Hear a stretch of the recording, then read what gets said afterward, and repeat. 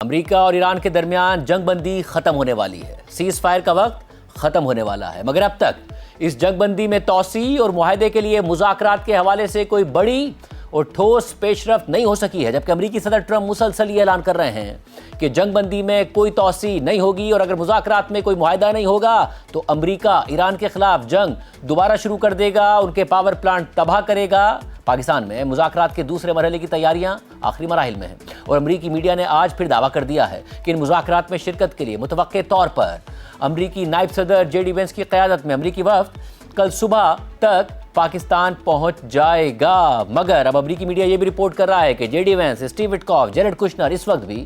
Washington میں ہی موجود ہیں، یعنی ابھی تک پاکستان کے لیے نہیں نکلے ہیں، اور ایرانی وفد کے حوالے سے اب بھی کنفیوژن برقرار ہے کہ وہ ان مذاکرات میں شرکت کریں گے یا نہیں۔ پاکستانی حکومت اس حوالے سے خاموش تھی، مگر اب سے کچھ دیر پہلے شام 7:30 بجے کے قریب ایک غیر معمولی پیش رفت سامنے آئی۔ اس پیش رفت کے بعد مذاکرات کے حوالے سے یہ خدشات بڑھ گئے ہیں کہ ایرانی وفد امریکی وفد سے مذاکرات کرنے کے لیے پاکستان آئے گا یا نہیں، اور کیا بطور ثالث اب پاکستان کو بھی اس حوالے سے خدشہ ہے، کیونکہ وفاقی وزیر اطلاعات عطا تارڑ نے ایکس پر پوسٹ کرتے ہوئے لکھا کہ اب تک کی صورتحال یہ ہے کہ ہمیں ایران کی جانب سے اسلام آباد امن مذاکرات میں ایرانی وفد کی شرکت کی تصدیق ابھی تک موصول نہیں ہوئی ہے، تاہم پاکستان بطور ثالث ایران سے مسلسل رابطے میں ہے اور سفارتکاری اور مذاکرات کا راستہ آگے بڑھ رہا ہے۔ عطا تارڑ نے مزید لکھا کہ جنگ بندی 22 اپریل کو پاکستانی وقت کے مطابق صبح 4:50 پر ختم ہو جائے گی اور ایران کا جنگ بندی ختم ہونے سے پہلے مذاکرات میں شرکت کا فیصلہ اہم ہے، اور اس صورتحال میں پاکستان نے ایرانی قیادت کو مذاکرات کے دوسرے دور میں شرکت پر آمادہ کرنے کے لیے سنجیدہ کوششیں کی ہیں اور یہ کوششیں اب بھی جاری ہیں۔ یعنی پاکستانی حکومت کے ترجمان واضح کر رہے تھے کہ جنگ بندی کی ڈیڈ لائن ختم ہونے کے قریب ہے، یعنی اب سے تقریباً 7 گھنٹے بعد سیز فائر ختم ہو جائے گی، اور ٹرمپ بار بار دعویٰ کر رہے ہیں کہ وہ سیز فائر کی مدت میں اضافہ نہیں کریں گے اور اسی لیے مذاکرات میں شرکت کا ایرانی فیصلہ انتہائی اہم ہے، اور اس حوالے سے پاکستان نے سنجیدہ کوششیں پہلے بھی کی ہیں اور وہ کوششیں اب بھی جاری ہیں۔ یہ اب سے کچھ دیر پہلے کی صورتحال تھی جس میں عطا تارڑ نے یہ ٹویٹ کی تھی اور یہ خبریں آ رہی تھی کہ ایرانی وفد نہیں آ رہا ہے، لیکن اب ہماری اطلاعات کے مطابق مثبت پیش رفت کی خبریں سامنے آ رہی ہیں اور پاکستان دونوں طرف کنسٹرکٹیو انگیجمنٹ جاری رکھے ہوئے ہے، جس کے مثبت نتائج آنے کی امید ہے۔ ناظرین،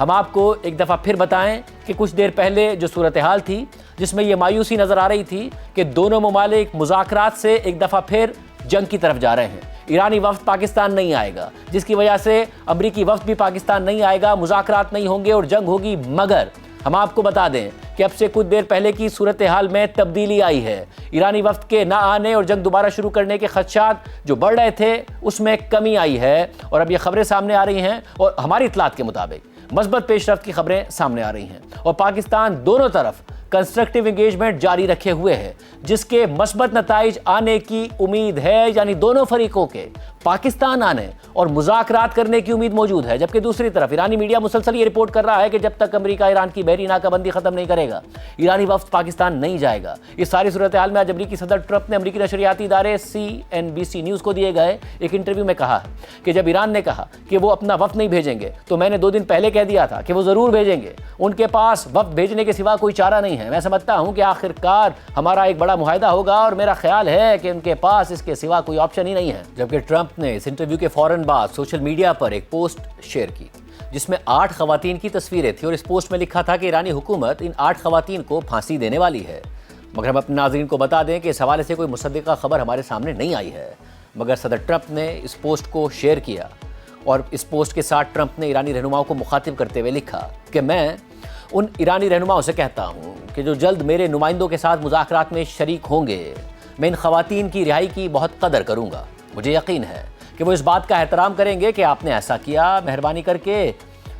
انہیں کوئی نقصان نہ پہنچائیں، یہ ہمارے مذاکرات کے لیے ایک بہت اچھا آغاز ہوگا، thank you for your attention to this matter. ایسے میں ایرانی میڈیا آج بھی یہ رپورٹ کر رہا ہے کہ ایران کی جانب سے اب تک امریکہ کے ساتھ مذاکرات دوبارہ شروع کرنے کا ابھی کوئی فیصلہ نہیں کیا گیا ہے، جبکہ مذاکرات کے حوالے سے رائٹرز کے لیے اریبہ شاہد کی خبر کے مطابق مذاکرات سے واقف ایک پاکستانی سورس کا کہنا ہے کہ امریکہ اور ایران کے درمیان مذاکرات کا دوسرا دور بدھ کو شروع ہونے کے لیے مومنٹم موجود ہے اور چیزیں آگے بڑھ رہی ہیں اور کل مذاکرات آن ٹریک ہیں۔ اس سورس کا مزید کہنا ہے کہ اگر معاہدہ طے پا گیا تو ٹرمپ خود شرکت کر سکتے ہیں، ذاتی طور پر یا آن لائن۔ اس سے پہلے کل رات کو امریکی نیوز ویب سائٹ ایکزیوس نے لکھا کہ 3 امریکی سورسز کے مطابق توقع ہے کہ امریکی نائب صدر JD وینس منگل کو اسلام آباد کے لیے روانہ ہوں گے تاکہ ایران کے ساتھ جنگ ختم کرنے کے ممکنہ معاہدے پر بات چیت کر سکیں، مگر ابھی تک JD وینس کے امریکہ سے نکلنے کی کوئی خبر یا اطلاع نہیں آئی ہے۔ ایکزیوس کے مطابق جنگ بندی ختم ہونے کے قریب ہے، اگرچہ اتنے کم وقت میں کوئی مکمل معاہدہ کرنا مشکل ہوگا، لیکن ٹرمپ یہ بھی کر سکتے ہیں کہ اگر پیش رفت کے آثار ہوں تو وہ جنگ بندی یعنی سیز فائر کی ڈیڈ لائن میں توسیع کر دیں۔ ایکزیوس کے مطابق پس پردہ صورتحال یہ ہے کہ پیر کو سارا دن وائٹ ہاؤس میں ایران کے اشارے کا انتظار کیا گیا کہ کب ایران گرین سگنل دے گا اور اپنا مذاکراتی وفد اسلام آباد بھیجے گا، تاکہ امریکی وفد بھی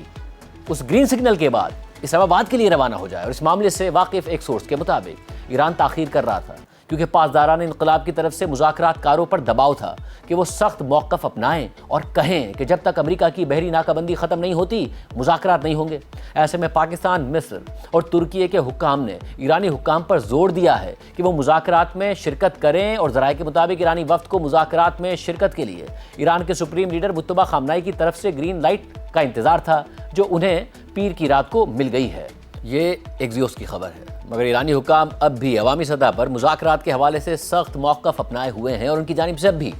مذاکرات میں شرکت کا کوئی باضابطہ اعلان سامنے نہیں آیا ہے۔ ایرانی پارلیمنٹ کے اسپیکر اور مذاکرات کے پہلے دور میں ایرانی وفد کی سربراہی کرنے والے محمد باقر قالیباف نے ایکس پر لکھا کہ ٹرمپ ایران پر ناکہ بندی مسلط کر کے اور جنگ بندی کی خلاف ورزی کر کے اپنی سوچ میں مذاکرات کی اس میز کو سرنڈر کرنے کی میز میں بدلنا چاہتے ہیں یا نئی جنگ چھیڑنے کا جواز پیدا کرنا چاہتے ہیں۔ ہم دھمکیوں کے سائے میں مذاکرات قبول نہیں کرتے، اور پچھلے 2 ہفتوں میں ہم نے میدان جنگ میں نئے اقدامات کرنے کی تیاری بھی کر لی ہے۔ جبکہ پاکستان میں ایران کے سفیر رضا امیری مقدم نے آج ایکس پر پوسٹ کرتے ہوئے لکھا ہے کہ یہ عالمی سطح پر تسلیم شدہ ایک حقیقت ہے